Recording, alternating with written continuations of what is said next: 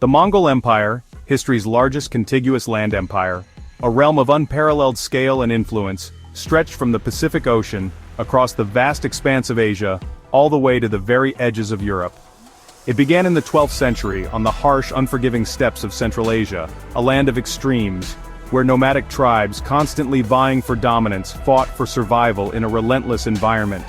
These tribes, Tatars, fierce and skilled warriors, Merkits, known for their cunning and horsemanship, Karits with their complex tribal alliances, Naimans, each with their own distinct culture and traditions, were fierce horsemen, their lives inextricably linked to the saddle, shaped by a brutal environment that demanded strength and adaptability. Life was a constant struggle against the elements and rival tribes, forging resilience, unmatched skill in battle, and a deep understanding of survival. Powerful, settled neighbors like the Jin dynasty in China, with their vast resources and sophisticated armies, and the wealthy, influential Khwarezmian Empire to the south, often saw the steppe nomads as little more than disorganized barbarians, a nuisance to be managed. This underestimation, born of arrogance and ignorance, would ultimately prove disastrous for them. Into this volatile world, a boy named Temujin, destined for greatness, was born around 1162. His early life was marked by incredible hardship and loss. His father was poisoned by a rival tribe, leaving his family vulnerable. His family was subsequently abandoned by their clan, left to fend for themselves on the harsh steppes, and he endured betrayal at the hands of supposed allies, and even a period of enslavement. But instead of breaking him under the weight of these trials, these experiences forged within him an iron will, a spirit that could not be broken. He also developed a deep understanding of the complex and often treacherous world of tribal politics. This young Temujin would eventually rise to become Genghis Khan, destined not only to unite the warring Mongol tribes, but also to fundamentally change the course of world history. The Mongols' meteoric rise to power was not inevitable or preordained. It was, in large part, the direct result of Genghis Khan's extraordinary leadership, his strategic vision, and his unwavering determination. Genghis Khan's story is a testament to the power of survival against all odds, fueled by ambition, and ultimately, the transformative power of leadership. The scattered, often fractious tribes of the vast steppe would soon be forged into a unified, unstoppable force that reshaped continents and redefined the world order. The world, complacent in its existing power structures, was about to witness a storm unlike any it had ever seen. The Mongols' incredible journey from obscurity and internal conflict to a position of global dominance began with the unwavering determination of one man, forged in the crucible of hardship. Genghis Khan's legacy, both revered and reviled, would echo through the corridors of history for centuries to come. The stage was now irrevocably set for an era of unprecedented conquest and transformation. The Mongols, masters of horsemanship and warfare, were poised and ready to ride, their destiny beckoning. The world, on the cusp of a new age, would never, ever be the same again. Temujin's rise from outcast, a journey marked by hardship and resilience, to unifier was fraught with danger, a constant dance with death on the unforgiving steppe.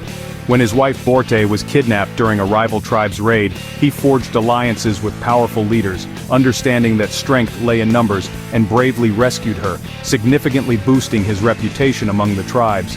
He attracted followers not through lineage, but through sheer charisma, strategic brilliance, and merit, not just birth, a revolutionary concept in the tribal hierarchy.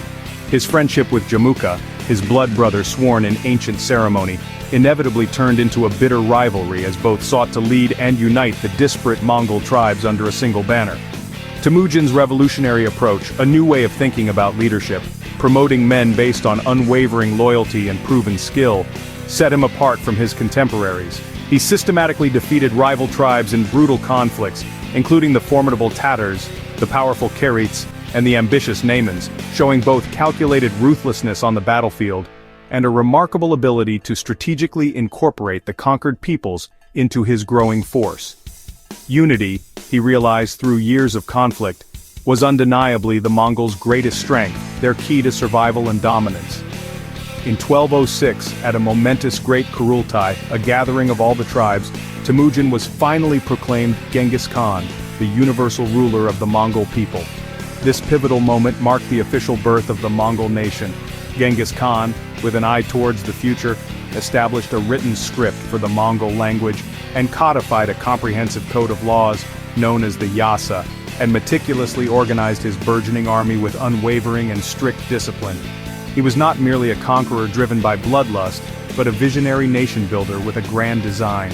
The once fractured and warring Mongol tribes were now united as one, fiercely disciplined, and poised for unprecedented expansion across the known world. Genghis Khan's ambitious vision extended far beyond the vast expanse of the steppe. He aimed to forge a lasting legacy, an empire that would endure for generations to come. The mighty Mongol Empire was now poised on the brink of unparalleled greatness. The world, both near and far, would soon feel the full force of its transformative impact. The age of Mongol conquest, an era of sweeping change and unprecedented expansion, had officially begun. With the tribes united under a single banner and a unified purpose driving them forward, Genghis Khan, now the undisputed leader, looked south with ambition to the Tangut Kingdom of Western Jia, a strategic territory controlling vital Silk Road trade routes and resources. These initial Mongol campaigns, though challenging, proved to be invaluable, teaching them the intricacies of siege warfare and city assaults, skills they would later master. Western Jia, after putting up fierce resistance, eventually succumbed and became Mongol vassals, a testament to the growing Mongol military prowess. Next on Genghis Khan's agenda was the formidable Jin dynasty of northern China, a land rich in resources, powerful in military strength, and heavily fortified with imposing city walls, making it a tempting yet daunting target for the ever-expanding Mongol Empire. The Mongols, known for their adaptability, learned quickly from their encounters, effectively using captured engineers and incorporating new siege tactics into their military strategies. Even while deeply engaged in fighting the Jin dynasty, the strategic Genghis Khan also turned his attention west towards the Kara Kitai, swiftly conquering their lands and strategically securing his western flank from potential threats. This westward expansion inevitably brought the Mongols into direct contact and proximity with the vast Khwarezmian Empire. Initially, Genghis Khan sought to establish peaceful trade relations with the Khwarezmians, but the Shah's shocking execution of Mongol envoys sent as diplomats was perceived as a grave insult and a blatant act of aggression. The Mongols, known for their unwavering resolve, would answer this act with the full force of war. The ensuing Khwarezmian campaign would serve as a brutal showcase demonstrating the full extent of Mongol power, military efficiency, and, unfortunately, their reputation for ruthlessness and conquest. The Mongol war machine, honed through years of constant warfare, was now being tested against some of the world's most established and formidable empires that had stood for centuries. Their remarkable adaptability on the battlefield and their unmatched ferocity in combat would soon become the stuff of legends. The Mongols were rapidly evolving. They were no longer perceived as just simple steppe raiders. They had transformed into sophisticated empire builders, capable of administering vast territories. The established world's balance of power was undeniably shifting, undergoing a dramatic transformation. The Mongol war machine was relentlessly on the march, expanding its reach with each passing year, and as their empire grew, it became increasingly clear that no one was truly safe from their ever-expanding reach and influence. The Battle of Yehuling in 1211 saw the Mongols outmaneuver the massive Jin army, opening northern China to conquest. In Central Asia, the Khwarezmian campaign was a masterclass in Mongol strategy, speed, deception, and terror. Cities like Bukhara and Samarkand fell, their populations devastated. Shah Muhammad fled, pursued relentlessly by Mongol generals. His son, Jalal ad-Din, briefly resisted but was ultimately defeated at the Indus River. Meanwhile, Mongol generals Jebei and Subutai led a daring raid through Persia and into Russia, defeating all who opposed them. At the Khalkha River they annihilated a coalition of Russes and Cuman forces. These campaigns gathered intelligence and spread fear, paving the way for future invasions. The Mongols' reach and power seemed limitless. The world was learning to fear the name Mongol. Genghis Khan was more than a conqueror, he was a visionary leader and organizer. His code of laws, the Yasa, and his decimal-based army made the Mongols efficient and disciplined. He promoted talent over birth, surrounding himself with brilliant generals like Subutai and Jebei. His sons, Chagatai, Ogadei, and Tolui, each played vital roles in the empire's expansion. The Mongols' main adversaries included Shah Muhammad of Khwarezm, whose arrogance doomed his empire. and Jalal ad-Din, who earned Mongol respect for his resistance. Ogedai, Genghis's chosen successor, would lead the next wave of expansion. The Mongol leadership was a blend of ruthless ambition and pragmatic governance. Their enemies often underestimated them with fatal results. The Mongol Empire was shaped by extraordinary individuals on both sides. Their legacies would echo for centuries. After Genghis Khan's death, his son Ogedai became Great Khan and launched new campaigns. The Mongols swept west, devastating the Rus' principalities and destroying cities like Kiev. In 1241, they crushed European armies at Legnica and Mohi, sending shockwaves across the continent.